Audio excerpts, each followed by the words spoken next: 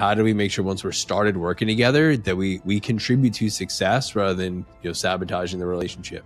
You should spend a reasonable amount of time doing design work, UX work, and product requirement definition before you write any code so that you have a very clear understanding of what is being built. Going through the process of like not having clearly defined goals, not having a very clear understanding between founder and agency of what is being built, what will it look like, what will it feel like, and what is the effort required there, does not set anyone up for success. It's August 2024, and there's a lot of chatter and excitement around AI. I think it's still somewhere between novelty and utility. I'm curious, you can't possibly be in the industry you're in and not be thinking about and observing what's happening with AI. Like, how's it impacting the work that you're doing, and where do you see it going?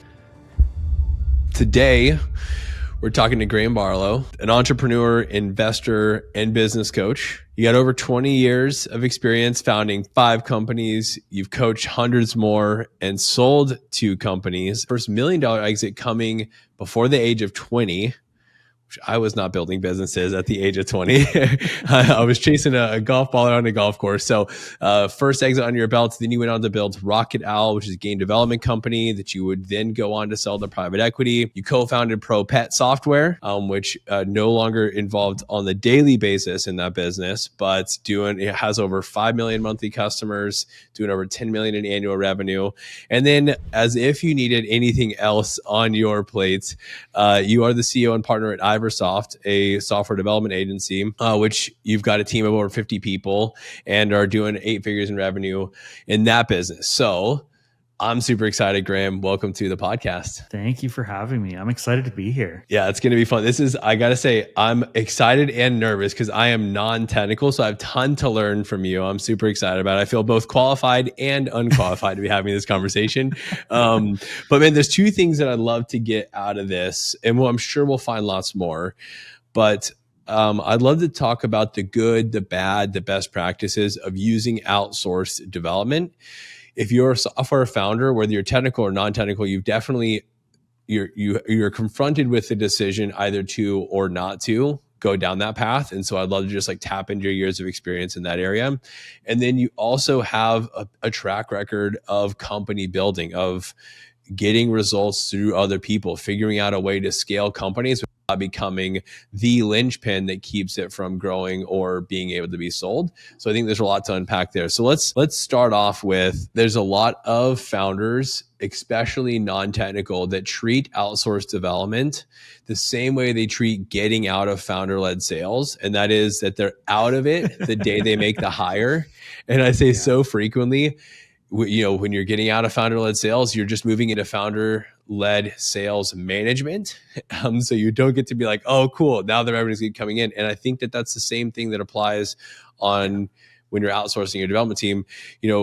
Talk me through the best practices, especially around when to even consider, who's this right for, who's it not right for?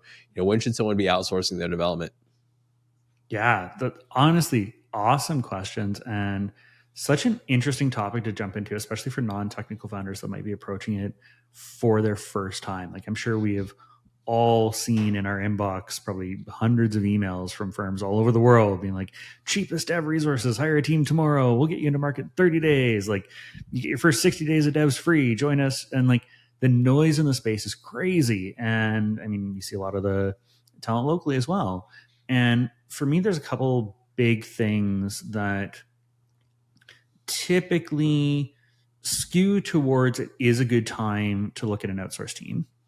And one really comes down to your founding team, because, and I say this kind of irrespective of discipline, we're going to talk about development right now, but this applies to a lot of the other roles, is if as a founding group, or especially if you're a solo non-technical founder and you don't have the expertise yourself to know how to attract and hire good technical talent, your odds of success are going to be significantly improved if you can find a partner that knows how to attract, retain, and vet good talent. That's kind of the baseline. So if you're looking at a technology build and you don't know, you haven't run sprints, you don't know what Scrum means, you haven't run Jira or source control, or if all of these words are foreign to you, it's probably a good bet to find a partner to work with, at least for your first build. until you get to a point where you can bring in the right technical expertise in-house to help you build and run a team. As either a co-founder or a CTO or like a senior leader, like if you're at that stage where you don't have the capacity necessarily to bring in that senior technical leadership, and you are going to rely on a partner to get you to the first big milestone or through the first big milestone, I think there's a ton of value in that. You have to be, we'll talk about it after, you have to be very careful about how you find that partner and who you choose to bring in as an outside agency. But for me, that's one of the biggest things. The other time where external talent works, and this is actually where Iversoft kind of got its start in this space, is if you are a technical team, but your domain expertise is, say, in one of the verticals. Like, say you've got a very good web and back-end team and nobody in your group has touched mobile, hiring a mobile partner to kind of run in parallel with you and accelerate that so that you're focused on core product and core technology and not distracting your energy to try and go learn a whole new tech stack and a whole new QA process and buy 100 devices to test on and all of that stuff. I think that can be very powerful. On the flip side, if you have great access to good talent, and I see this a lot in like startups that spin out of like computer science schools. In Canada, the good context is like Waterloo. If you can get a really strong technical founding team and you're all pushing together, keep development in-house. You don't have to push it outside. But in that case, probably find coaches, mentors, other people that have done scale up technology to bring in and kind of teach you guys what you don't know. Yeah, so I think that's maybe the longer answer of like when it makes sense. Okay. Now, what are the different models that someone can engage with outsourced agency? Are we trading equity? Are we, just as an hourly? Are we, is it project based? How do you typically engage with outsourced development? Yeah. So again, interesting question. And I think if you jump into the market of outsourced development, you will see every model under the sun. There are kind of venture studios that like to do product development in exchange for equity. That can be a very interesting model, sometimes very expensive. The default behavior that I see, especially from kind of first-time founders or business owners that are getting into software development, typically look for or are aiming for a fixed price contract. So they're like, I have a generally loosely or somewhat poorly defined technical scope of work of what I want built, and I want an exact price and a guarantee that I'm going to get the thing for that price. And then you also have kind of more of a retainer model where it's, I'm going to have a certain amount of resources for a certain amount of time at a monthly cost, and we're going to build towards a scope of work. I have personal bias towards which one of those I think is strongest, but sorry, I think you're going to jump into the question. No, yeah, I'm just curious. Like, what are the pros and cons if someone's if they don't want to learn from the school of hard knocks? What are the models that you see have some merit, and then what are the ones that maybe you should stay away from? Yeah, so part of the answer I think depends on scope and complexity of the project. If you're looking at smaller projects and simpler solutions, I'm a big fan of fixed bid. I think if it's kind of a 30 to 60 days worth of effort, you want very concentrated focus, I think having an exact price for that is absolutely a great model to go after. Everyone kind of goes in eyes open and understands what you're going to get, what effort's involved, and companies can price it usually fairly well. Where I've seen that model run into a lot of trouble and people get burned and relationships get really strained is when you try and use that fixed bid model over 6, 12, 18-month projects where there's a lot more complexity. Anyone in software development understands like nothing ever goes kind of exactly the way you anticipated up front. And especially in a product journey for a new company, there's usually a lot of decisions that pivot over time as you get more customers, as you get more exposure. And what I find in fixed bid is everyone starts out excited, but ultimately the alignment and the goals of all companies aren't really aligned very well. The purchasing company or the founder is looking to get as much value and as much functionality as they possibly can for the kind of contract and the price they went into it with. And the agency or the outsource shop is trying to protect as much profitability as they possibly can in that fixed amount of money and time. And so their project management team will be tasked with keep customer happy, but defend budget at all costs. And when faced with kind of right but more complex decision or fast and works for now decision, we'll defer to fast and works for now, hopefully. And every time there's a change in scope or a change in product requirements, which happens, every good company pivots, every good company shifts when they get more feedback and they learn more about their product. You're in this contentious position where it's either a change request or you're trading features. And I have not seen it work well for large projects. It's great for small projects. It's usually the first model people jump into when they're outsourcing work, even if they're doing large projects, but I haven't seen it work well. What I've seen work well is more of the retainer model with a scope of work.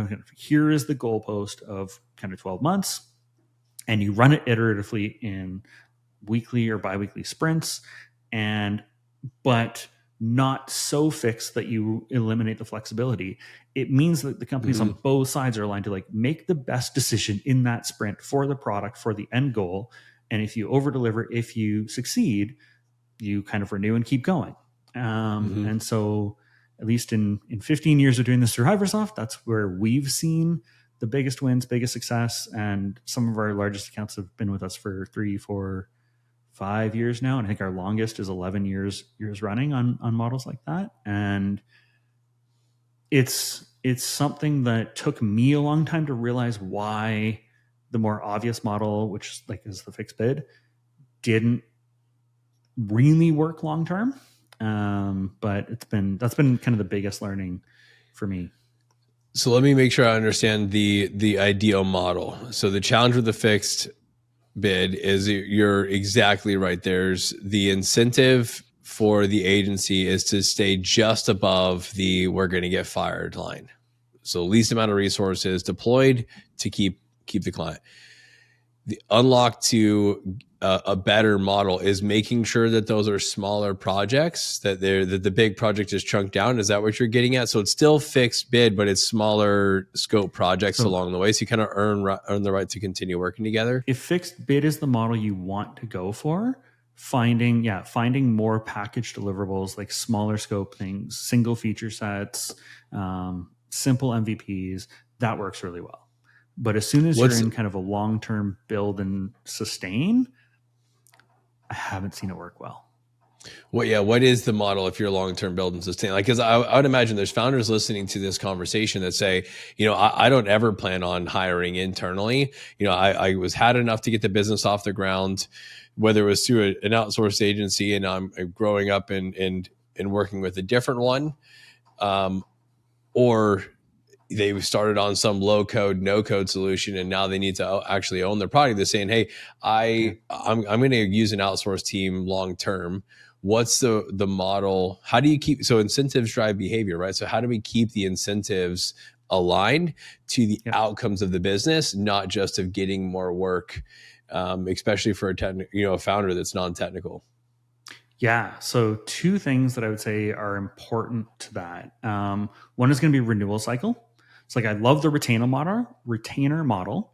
And I mean, selfishly as an agency, longer retainer is better. However, I think as a client, if your renewal cycle is kind of a 6-month basis, it's enough time to get significant work done and hit significant milestones, but not so long that there's complacency on either side. We're like, oh, we can really underperform or underdeliver, and we're just guaranteed work forever. Like if you're kind of fighting to show value every 6 months and you're doing that at cadence, I think that it's at least where I've seen kind of the sweet spot of those longer term team retainers. I also think as a founder, if you're working with an agency, fight to understand the rate you're paying, right? Like I'm not a big fan of kind of blended hourly rates for long-term engagements because there's so much that gets packed into and buried in that. You can find agencies to work with where you have a lot more transparency of like kind of here's your base team salary costs, and like if you have super senior people, it's going to be more expensive. If you have super junior people, it's going to be cheaper. And then what are the markups that are added to that?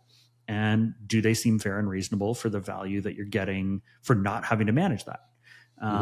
One trap I do see sometimes early founders that are maybe new to the space fall into is they look at the raw salary of like, I could hire a dev for 100, 150, 200 grand, whatever it is the location you're in, industry you're in, whatever. And therefore that's the cost you should be kind of paying an external shop. And remembering that there's a lot more that goes into kind of retaining that person, because you also don't want a company that has high turnover. You don't want to be constantly teaching new people what your project is. Even if it's not your problem to go find them and hire them, guess what? You're still paying for the time to train them and onboard them and the lost efficiency. So one of the things I look at when we look at external partners for Iversoft, or honestly for any of our other companies, is like, go on Glassdoor. If the agency or the company you're talking to has really bad reviews on Glassdoor from employees and seems to have really high turnover, they're probably going to have really high turnover on your project team. And even if that's kind of hidden behind the wall and somewhat obscured, that constant ramp up, ramp down time on your team is extremely expensive. So yeah, digging into that can be huge when you select, and it's not always a like inherently obvious thing to go look for. Graeme, let's build a little bit of the hit list, the hot principles or processes that should be in place. If we're trying to build an ideal scenario, what I'm trying to give the founder listening to this call is almost a litmus test to be like, hey, am I getting the most out of my development team? If I do consider working with an outsourced development team, the benefit of listening into a conversation like this is that you don't have to go to the school of hard knocks to learn how to work really well with an outsourced team. So let's give, unpack for me of the clients and the characteristics of either the companies that you've ran that have used outsourced development or the clients that you've served at Iversoft. What are they doing that leads to a successful relationship with their teams? Awesome. Let's try and maybe make a top 5 hit list of what to look for if you're hiring an external company. First thing I would say is talk to other clients that have worked with the agency. It's crazy how many people I know that hire agencies, marketing, software, or otherwise, and they look at a portfolio sheet on a website, or they look at, a slick sheet that they get in a deck, and don't dig further. We do more checking references on $20 to $50 an hour employees than we sometimes do on $1 million agency hires. So the first one is like, talk to other customers, active and past. Actually talk to them. If somebody's, especially if they've got smaller companies on their portfolio, whether or not they're willing to introduce you, reach out. Reach out on LinkedIn, reach out and just say, hey, what was your, like, I see your brand on this company's site. What was your experience with them? Good, bad, indifferent? Hugely valuable. The other one we touched on is check out the company on Glassdoor. This is true marketing and software agencies. Like, you want to find a partner that does not have crazy high turnover and has some degree of employee satisfaction. Because again, you don't want to be picking up the tab on someone else's poorly managed HR and recruitment process. And whether the costing is transparent or not, you're paying for that if there is turnover. There's a lot that the founder has to contribute to the success of this relationship, right? So I'm curious, like, what do they need to do to get the most out of the, this is, maybe it's clear communication. Maybe it's like, there's probably some element of a product management role in there to make sure we're building the right stuff. Like,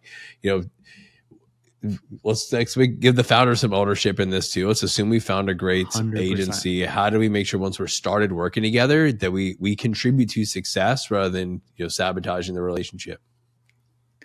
I love it. So I think you hit the nail on the head on that product ownership side. One thing, and I'll be entirely honest, like, this took me probably 6 or 7 years into software development to properly appreciate and have the patience for the product role in general. But if you're looking to outsource, we've all heard kind of proper preparation. I don't know the acronym, but like, preparation, it's a big thing. Spending time up front, whether you do it internally yourself or with an agency that you're selecting, you should spend a reasonable amount of time doing design work, UX work, and product requirement definition before you write any code, so that you have a very clear understanding of what is being built. And this is something that, like, has become part of our core process at Iversoft. Wasn't 5 years ago. But again, School of Hard Knocks, I'm like going through the process of like not having clearly defined goals, not having a very clear understanding between founder and agency of what is being built, what will it look like, what will it feel like, and what is the effort required there, does not set anyone up for success. And I think the founder ownership part of that is being very accountable to the fact that once you've set that, it's okay to change and it's okay to learn more from customers. It's okay to pivot the vision, but recognizing kind of the consequences of your actions. And so being able to have a very clear and open relationship with your partner or your internal team or wherever of, if you get inspired at midnight and want to jump in and be like, okay, instead of this feature, I want this feature, and you're, I don't know, 2 sprints into building that thing, understand the impact that can have on timeline and budget for that change. Sometimes that change is worth it. Sometimes it's not. This is actually where on the business coaching side, I spent a fair bit of time with founders being like, before you just parachute in on your team and change something, go talk to a bunch of customers. Go validate this with a meaningful amount of people before you change the thing that's already running on the tracks, because there's significant impact there. Mm-hmm. The other thing, especially for non-technical founders, that I would say is huge, is build a network of trusted technical advisors or resources outside of the agency relationship that you set up or the internal team relationship, because it's very easy, especially for us. And I love that you credit me as a technical founder. I've kind of like been able to run incognito as a quasi technical founder for a long time. The last time I wrote any meaningful code was like 22 years ago. I set up like GeoCity sites and basic scripts way back in the day. And since then I know enough to like look at what I see, but I deal with the people side of it. But I navigate that by surrounding myself with phenomenally smart technical people, so that when I'm in a situation where I'm like, something doesn't feel right. Why is this thing taking longer than kind of my gut intuition feels like it should? Before I jump down on a team, before I go ask a bunch of potentially difficult questions, I have 2 or 3 people external that I can go and say, hey, here's the thing we're doing. Here's what I'm concerned about.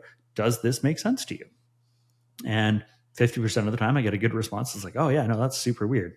Go dig into that. Other times it's like, oh, you have no idea how complicated that is. It's a miracle you're getting it done as fast as you are. And it's like, okay, back in lane and go focus on sales. So like awesome. that kind of support network is huge. All right, cool. So I've got, when we're selecting the agency, make sure we check the references, make sure we check the Glassdoor ratings to avoid a agency where there's a lot of turnover.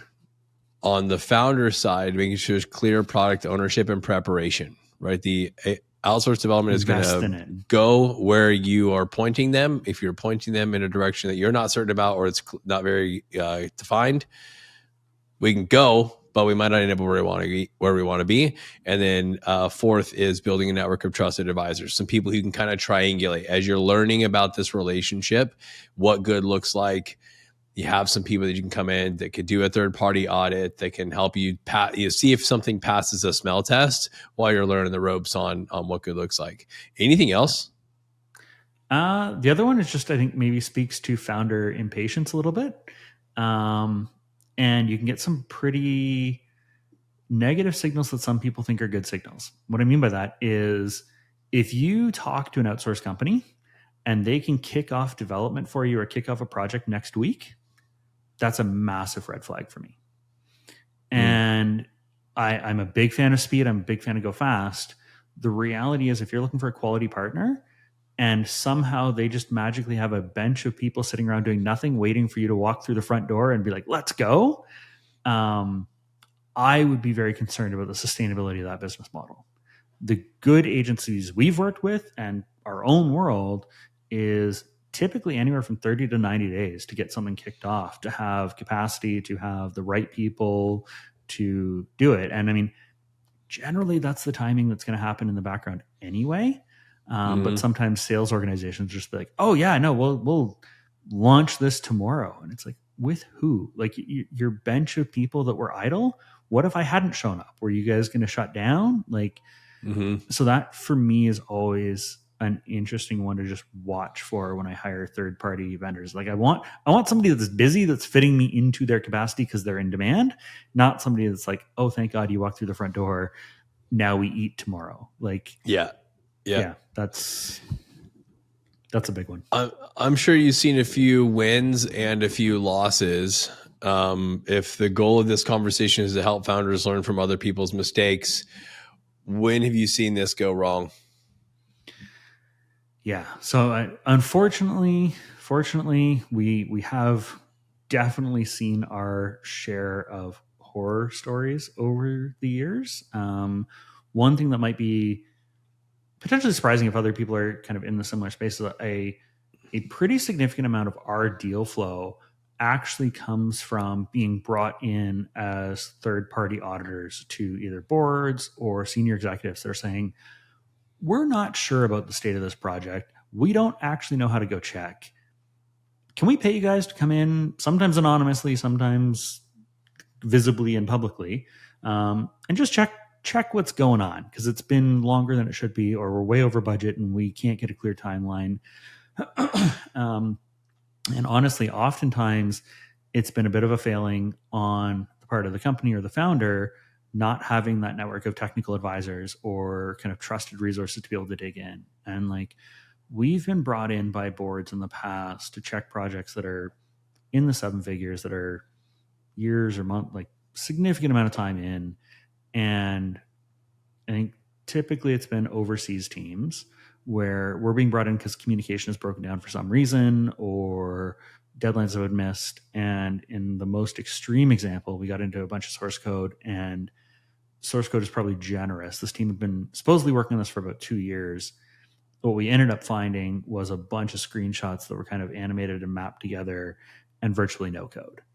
And unfortunately, any external technical resource brought in before probably would have caught it pretty quickly. But there had been, it was a very cheap shop. There's a lot of other things going on in the business. And so nobody was really paying attention. And as long as they kind of sort of presented pictures at each check-in quarterly, it was allowed to go on longer than it should have. And so, yeah, it's a tough space. And so do the work to make sure you're protected. Like trust good partners. And I think that's amazing. Mm-hmm. But good partners are also not going to be upset if you say, hey, here's our fractional CTO. They're going to do a quarterly check-in on where things are at to just make sure decisions are aligned with where we want to go with the company and that budget makes sense. Like I think if you end up in a situation where a partner is very resistant to that, that would also be a big red flag for me. So yeah. Makes a ton of sense. It's August 2024, and there's a lot of chatter and excitement around AI. I think it's still somewhere between novelty and utility. I'm curious, you can't possibly be in the industry you're in and not be thinking about and observing what's happening with AI. Like, how's it impacting the work that you're doing, and where do you see it going? Yeah. Oh, so I mean, I love AI as a topic. I think it's super interesting. It's where do I see it in my world? I think every inbound conversation we have with a company is some flavor of what should we be doing with AI? How do we build AI? How do we integrate AI? What is AI? And I think you nailed it on the top of the head in terms of like where it's actually at today is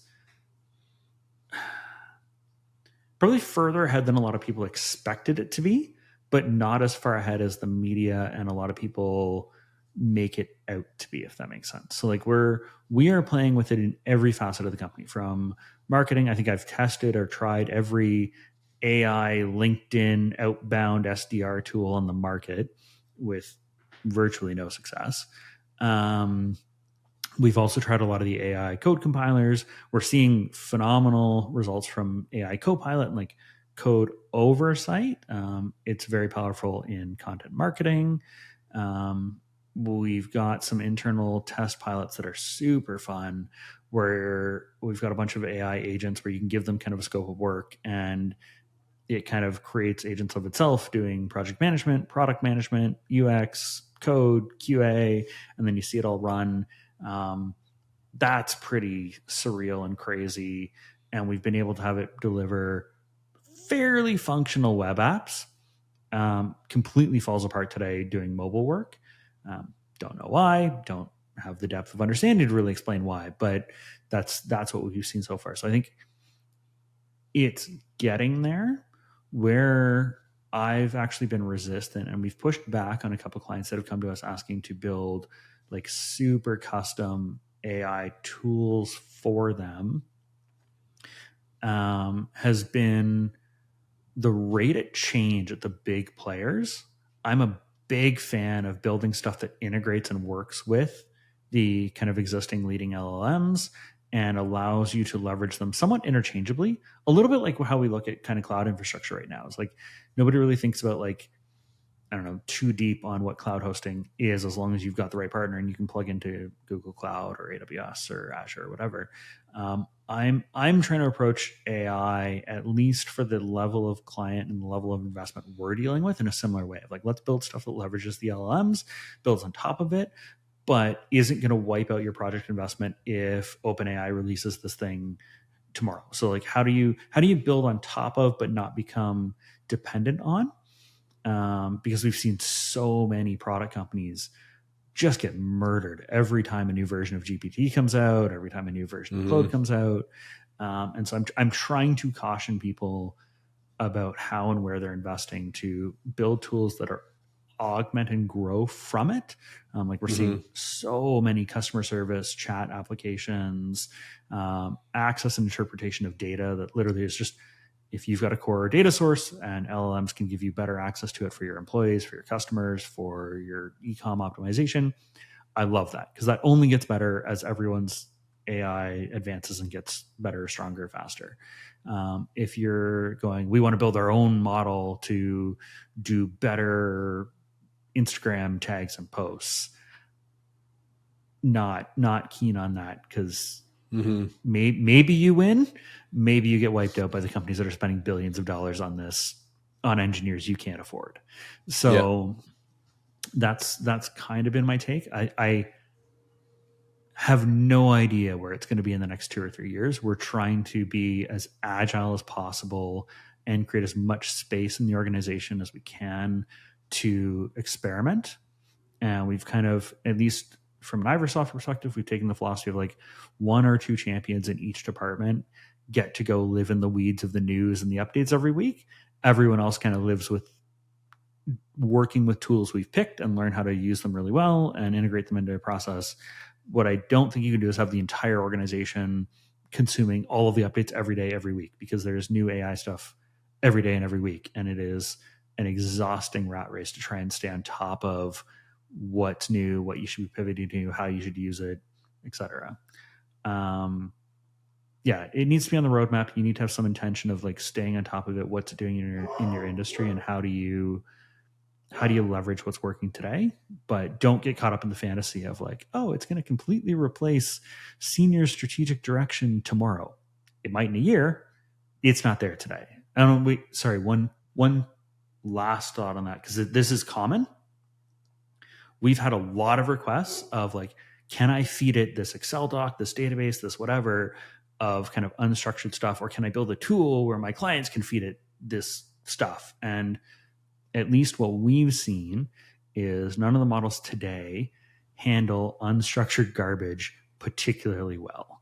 So in the dream of like, it will just interpret 40 flavors of a P&L and meaningfully understand how everybody has set it up and structured it, it's not there yet. It's just going to spiral on bad data. I think it'll get there, but it's still in the stage where you need to put good stuff in to get good stuff out. Yeah. Totally makes sense. As a customer success guy at heart that has done hundreds and hundreds of data imports to get a client onboarded, I know there are a lot of people looking forward to the innovation in that area. Man, too many hours spent, fixing Oh Excel yeah. files to get them ready, import ready. I'm curious. So, lots of low code, no code solutions popping up in the last several years. I can't tell you the number of SaaS Academy clients alone that are built on some type of white labeled solution.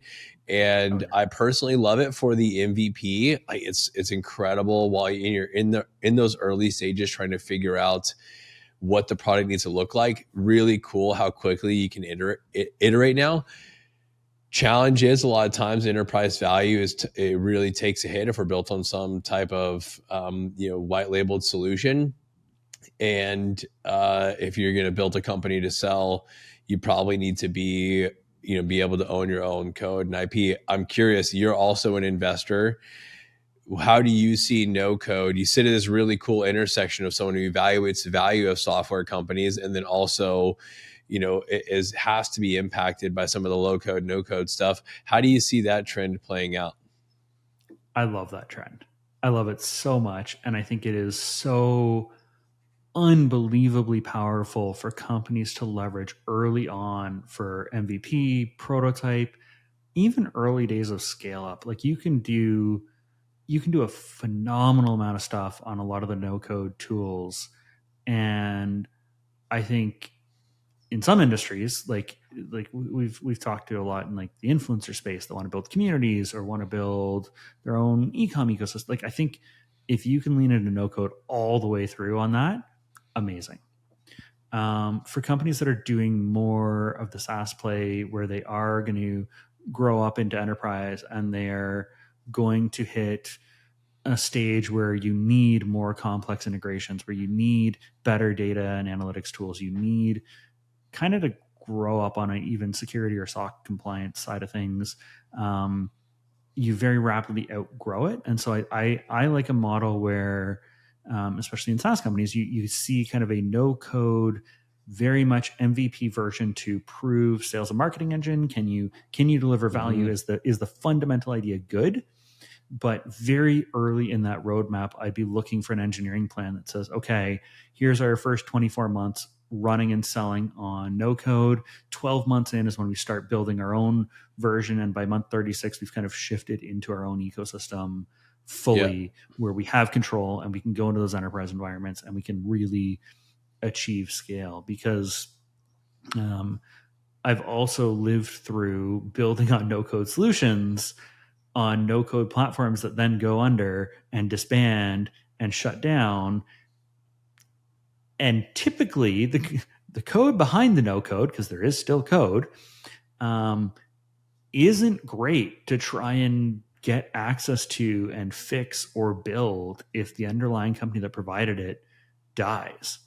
Yeah. And that's a huge vulnerability for companies long term. Like I think there's big Yeah. enough players now in the space that you can kind of bet that they're not going to go anywhere. But I say that, and I also lived through the Facebook games era when we were building Rocket Owl, where Facebook was turning on and shutting off features in their games ecosystem on a weekly basis. And like you'd Mm-hmm. build around one feature one day, and 2 weeks later it'd be like in a release notes thing of like, oh, we deleted that. Move fast, break things. And it's like, Yeah. Jesus. If you're in somebody else's world, you are at their will. And long term, I don't like companies that are staked on that. But I think it is one of the best ecosystems ever for launching and prototyping companies if you can get to the functionality that you need to prove value. Yeah. Cool. I love it. Let's shift gears because you are a company builder. You are someone who has, despite the number of different roles and industries and companies you've been in, you've figured out a way not to get stuck as the linchpin where the business built around you. In fact, when you and I were chatting prior to turning this on, you said something. You said, I've become allergic to being the most important person in the business. Can you say more about that? Yeah, well, it's funny. People always ask like, "What's your superpower? What's the thing you're good at?" And I joke in that one of my superpowers, I think, is that I'm kind of allergic to hard work. And it's not to say that I don't like doing hard work building companies, but I do not like and have like a physical, visceral reaction to being the person that is responsible for doing the thing in the business. And that kind of always been the case, largely because I've always been surrounded by people who are way smarter and way better at it than I am. And so I've gotten very good at being able to see market opportunities where we can create value, but not building in a way that I am the person that has to deliver that. I'm building in a way that I will go find the client, I will go find the pain, I will go find the problem. And on the other side, I will also go find the people who are really good at solving it and kind of build the company by matching the two. And it actually took me a little while into kind of building to realize that that's not necessarily a fully normal way that a lot of people start companies. And so a lot of work that I've done since then is helping generally people way smarter than me and founders that have kind of built companies around their core skill set learn how to extract themselves from that. Because if your whole company is built on you doing the thing or you owning the delivery of the thing, unbelievably hard and stressful to scale that business, which isn't fun. So, but if you're a founder, a lot of times the early success in a business comes from this, hey, I get shit done. Like I'm the person that rolls up the sleeves and I'm the motor in the business. If this is all you've known, I can imagine someone, listening to you talk about being allergic to doing the thing in the business and it almost sounding like a foreign country, a foreign concept. So how does someone know, how do we start to wake up a founder to know if they've built the business around themselves in a way that at some point reaches a ceiling? How do you coach founders yourselves? How do you work them through this challenge? Yeah. Well, the first question is always, and this is a fun one because you can kind of see the reaction in their face before they say anything, was if I could bring you enough customers tomorrow to double your business, how do you feel? And typically founders that have a good system around them and aren't in the weeds are like, oh, that's awesome. Bring it on. Let's talk about that. More often than not, you see panic. First reaction is panic. Like if I had twice as many people to deal with, I feel overwhelmed and I don't know how to deal with that. And I would just have to work every hour of every minute of every day. And it sucks. And getting to that point of realization, like literally the thing you're talking about wanting to do, like if we doubled your business or 10x your business or whatever, if that induces panic, you need to recognize there's something wrong in the system that you've built. And we need to start working you out of that process. And I mean, like this has been a recurring theme in business forever. I mean, I know SaaS Academy and like Dan, buy back your time, like same kind of philosophy, right? Of like, do not get stuck. But so many people, as you said, like they start off doing what they know and they're really good at it. And there's so many layers of that trap that gets built up over time. Like if you've built the brand around you and your charisma and your specific take, you also kind of get stuck in the mentality that like, I have sold me to my customers. Therefore it must be me doing the work. Therefore it must be me taking the calls. And like, I've even talked to SaaS founders that are like, it must be me doing customer service because that's how my customers know me and came on board. It's like, ultimately you gotta shift that from me being the thing doing to my vision, and then the machine that I have built to deliver against the vision and the value that we're pitching and the value that we're proposing under guidance and oversight versus kind of your hands on it every day. It's such a tough shift for some people to make, especially psychologically, when your self-worth a lot of times comes from what you have known as productive, the definition that we set up for productivity. And you start to accelerate the growth of your business when it shifts from being the things that you accomplish yourself to the things that you accomplish through your team. And man, if you can push through that uncomfortable zone, it is a skill to be built. It's just shift from, hey, I'm building a product or a service to I'm building a company. Yep. And look, it doesn't always have to be, you might say, I love being in the product and I love being in the service, but it's knowing what lights you up and then hiring a team around you that if you have ambitions of growing a company that is building enterprise value, becomes more profitable, and maybe even one day sells, you cannot be the linchpin in the business. And we have to be able to remove you from the day-to-day operation, and the business keeps on running. So I'm curious, when did you make that shift personally? Like, was this just something early on, this was the default, or did you have to get through that cycle of the thing that builds self-worth is not the things I achieve, but the things that I achieve through the business? Well, so the good news is I seem to like to just keep relearning this lesson over and over again. So like in our first company, we were kids in what we were doing, and that was like my first exposure to even basic programming. And I very quickly realized I had way more fun dealing with people on eBay and talking to like customers than I did trying to figure out and solve programming problems. So that was one where I like self-selected out of the technology side and was like, the rest of you seem to love this.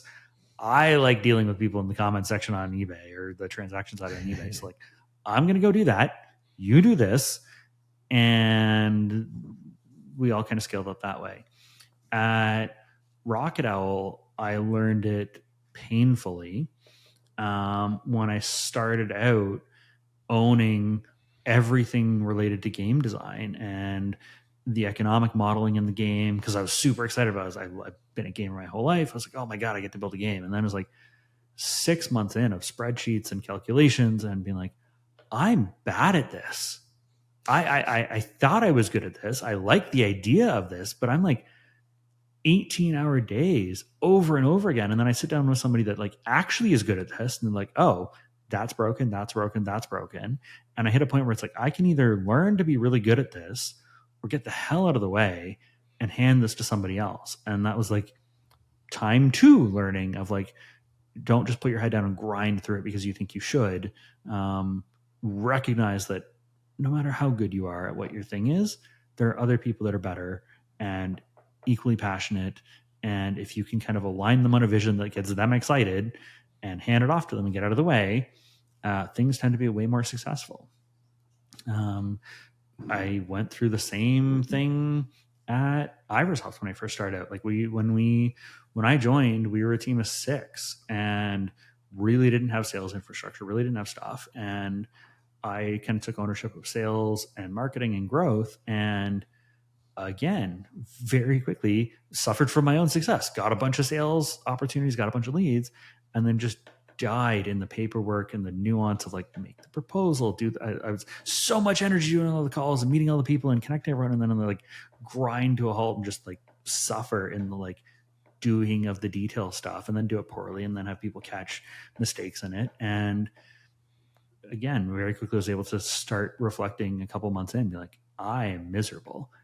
And if I had twice as many opportunities, I'm not excited about that. That would suck. Mm-hmm. That's a lot of paperwork.